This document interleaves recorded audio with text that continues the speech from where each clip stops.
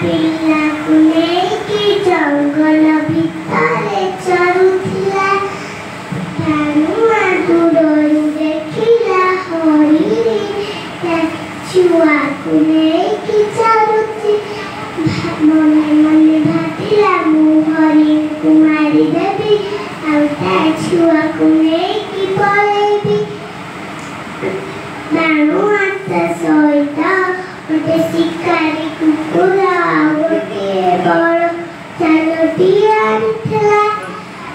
ଗୋଟେ ପଟେ ଚାଲ ବିଛାଇ ଦେଲା ଆଉ ଗୋଟିଏ କୁକୁର ଜଗାଇ ଦେଲା ଆଉ ଗୋଟିଏ ପଟେ ନିଆଁ ଲଗାଇ ଦେଲା ଆଉ ଗୋଟେ ପଟେ ଧନୁଚାର ଧରି ଛିଡ଼ା ହୋଇ ପଡ଼ିଲା। ହରିଣୀ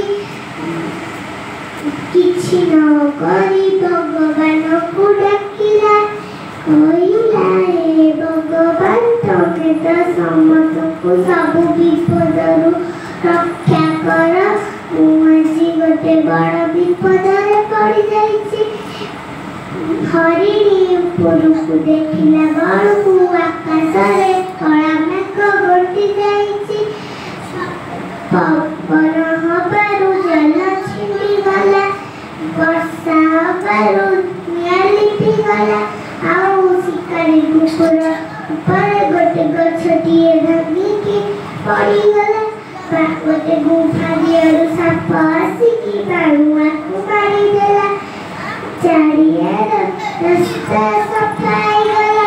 ହରିଣୀ ତା ଛୁଆକୁ ନେଇକି ଜଙ୍ଗଲ ଭିତରକୁ ପଳେଇଲା। ବିପଦରେ ପଡ଼ିଲା ବେଳେ ଭଗବାନଙ୍କୁ ଡାକିବା।